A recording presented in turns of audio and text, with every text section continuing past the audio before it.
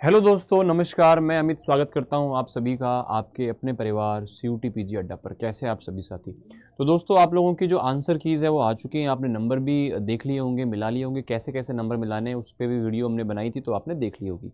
अब जो आपका फाइनली ये है कि जो क्वेश्चंस को हमने चैलेंज किया है, अब उसका क्या होगा, किसको नंबर मिलेंगे, किसको नंबर नहीं मिलेंगे। तो देखो, फाइनल आंसर की जो है आप लोगों की आने वाली है। आप लोग उसके अंदर चीज़ों को देख सकते हो, रिवाइज करके आपको चीज़ों को दे दिया जाएगा। तो वहाँ पर बच्चों, आप लोगों ने जिन भी क्वेश्चंस को चैलेंज किया हुआ है ना, तो वहाँ पर अगर वो एक्सेप्ट हो जाते हैं तो वहाँ पर आप लोगों को मार्क्स मिलेंगे, है ना। और आपका जो एक्सेप्ट नहीं होता है तो वहाँ पे आप लोगों के मार्क्स नहीं मिलेंगे। अब यहाँ पे किस तरह से आपको पता चलेगा, तो वहाँ पर आपको एक पीडीएफ जो है वो शेयर की जाएगी। जैसे आपको एक मैं आइडिया दे देता हूँ कि किस तरह से पीडीएफ आपको एक मिल सकती है। मान लो जैसे इस तरह से आपको पीडीएफ, जो भी आपका सब्जेक्ट रहा होगा, जो भी शिफ्ट रही होगी, उसके जो भी क्वेश्चंस हैं उनकी आईडीज आपको दी जाएगी।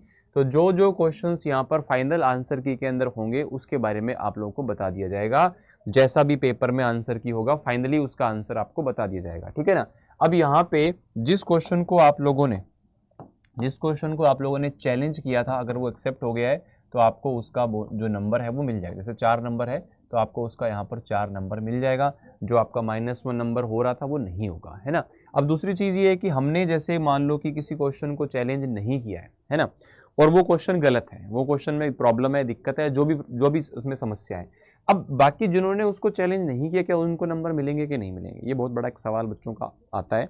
तो बच्चा, अगर आप लोगों का कोई ऐसा क्वेश्चन है जो आपने चैलेंज नहीं किया है लेकिन किसी ने चैलेंज किया है और वो एक्सेप्ट भी हो गया, तो आपने अगर चैलेंज नहीं भी किया है तब भी आप लोगों को उसके नंबर मिलेंगे, उसके नंबर आप लोगों को मिलते हैं, ठीक है ना। अगर आपने अटेम्प्ट किया है तो आपको नंबर मिलेंगे, अगर आपने अटेम्प्ट नहीं किया है तो आपको नंबर उसके नहीं मिलेंगे। देखो, ऑप्शन में कुछ ऐसा हो सकता है कि आपने कोई दूसरा क्लिक करना था और आपका जो आंसर है वो दूसरा था, उसी के अंदर था, तो इसलिए आप लोगों ने अगर क्वेश्चन को अटेम्प्ट किया है तो आप लोगों को उसका नंबर मिल जाता है। अटेम्प्ट नहीं किया है तो आपको उस केस में उसका नंबर नहीं मिलता है।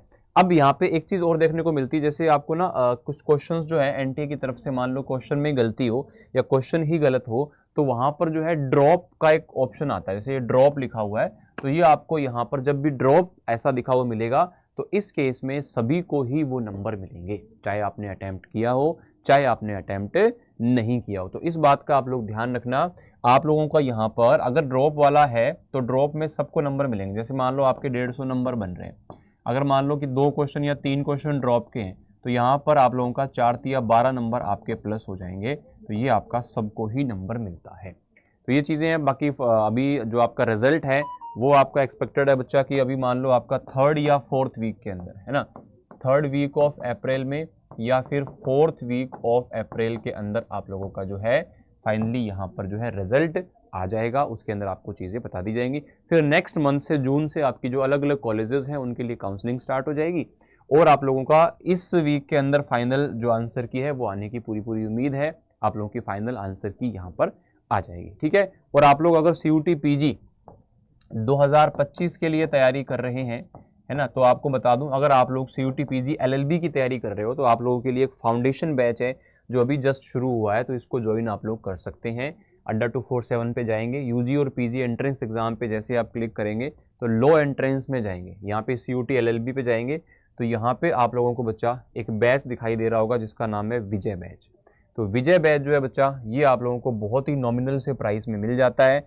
एक मैं डिस्काउंट कोड आपको बता देता हूं जो आपको यहाँ पर यूज़ करके इसको परचेज कर सकते हो, ठीक है। तो वो डिस्काउंट कोड है बच्चा यहाँ पर आप लोगों का S829, ठीक है। इसको लगा करके आप लोग यहाँ पर अच्छा खासा तगड़ा डिस्काउंट ले सकते हो। और अगर आप लोगों को फिर भी कोई और क्वेरी हो किसी भी प्रकार की तो आप मुझे यहाँ पर मेल करके amit.sharma@adda247.com यहाँ पर आप अपनी क्वेरी को पूछ सकते हो, ठीक है। चलेगा, मिलते हैं आप लोगों से अगले सेशन में। तब तक के लिए कोई प्रॉब्लम हो तो आप वीडियो के नीचे कमेंट कर सकते हो या फिर मैंने आपको मेल आईडी दिया है, वहाँ पर आप अपनी क्वेरी को भेज सकते हो। थैंक यू, शुक्रिया।